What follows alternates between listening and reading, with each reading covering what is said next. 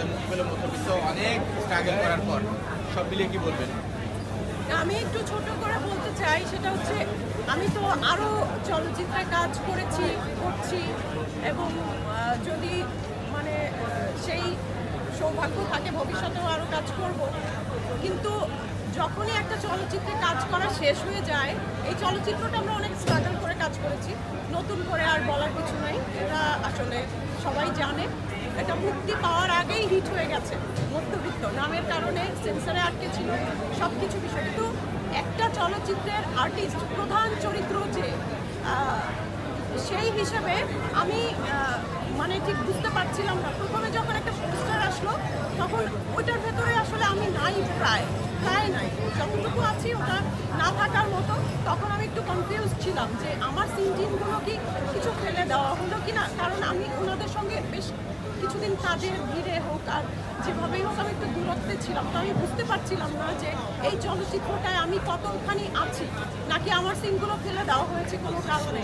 তো পোস্টার তো সবসময় দেখেছি যে প্রধান চরিত্রকে প্রধান রেখেই পোস্টার বানানো হয়, তো সেই জায়গা থেকে একটু মনের ভেতরে দ্বিধা ছিল, যে কারণে আমি প্রেসের সামনে এসে খুব একটা মধ্যবিত্ত নিয়ে কথা বলতাম না। কারণ আমি যদি এত কথা বলি, পরে যদি দেখি যে মানে সিকোয়েন্সে আমিই নাই, তখন তো সেটা আসলে খুব একটা সম্মানজনক হবে না। তো এই জন্য আমি একটু ছিলাম চুপচাপ। তো আজকে দেখলাম যে না, পুরো চলচ্চিত্র জুড়েই সত্যি কথা বলতে আমার দেখা তো এটা প্রথম। আমি ডাবিংয়ের সময় দেখেছি, আর সে সময় তো কিছুই বোঝা যায় না। আজকে আমিও কিন্তু মধ্যবিত্ত চলচ্চিত্রটি সব দর্শকের সাথে বসে দেখলাম, এবং এটা আমার বলতেই ইচ্ছা করছে, সেটা হচ্ছে রানুতে বারবার আমার চোখ আটকে যাচ্ছিল, এবং সেই বেশ কিছুদিন আগে শুটিং করা, এবং রানুতে চোখ আটকে যাচ্ছিল, আমার একটু ইমোশনাল হয়ে যাচ্ছিলাম। আমার পাশের লোকজন সবাই সিনের মধ্যে ইমোশনাল হয়ে যাচ্ছিল, তখন আমারও একটু খারাপ লাগছিল। তো এটাই আসলে সার্থকতা একজন শিল্পীর জন্য, যে পাশে বসে দেখা, তার অভিনয়ের কারণেই যে রিয়াকশনগুলো, একদম পাশে বসে দর্শকদের রিয়াকশন দেখা, এটা সত্যি সৌভাগ্যের একজন অভিনয় শিল্পীর জন্য। তো নিজেকে সৌভাগ্যবান মনে হচ্ছে। নায়িকা হিসেবে কি এটা প্রথম চলচ্চিত্র কিনা? নায়িকা চরিত্রে? আচ্ছা, নায়িকা চরিত্রে এটা প্রথম চলচ্চিত্র কিনা?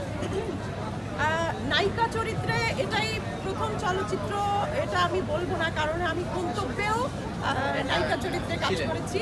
তো সেই ক্ষেত্রে যদি আমি বলি, তাহলে এটা আমার দ্বিতীয় চলচ্চিত্র। আরও মনে করে আমরা একটা সিনেমা বানাবোতেও নায়িকা চরিত্রে কাজ করেছি।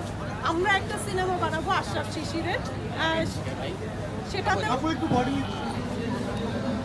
আমরা একটা সিনেমা বানাবো যেটা আশরাফ শিশিরের 14 ঘন্টার একটি সিনেমা। এটা সম্ভবত রেকর্ড করতে যাচ্ছে, ওয়ার্ল্ড রেকর্ড। সেটাতেও আমি নায়িকা চরিত্রে কাজ করেছি।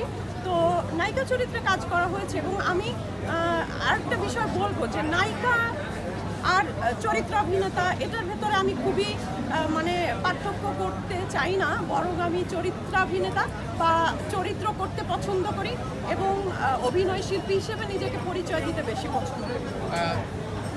মধ্যবিত্তের নায়িকা হিসেবে বা এর একটা অংশ হিসেবে দর্শকদের উদ্দেশ্যে কি বলার আছে, বা সিনেমাটা দেখার উদ্দেশ্যে?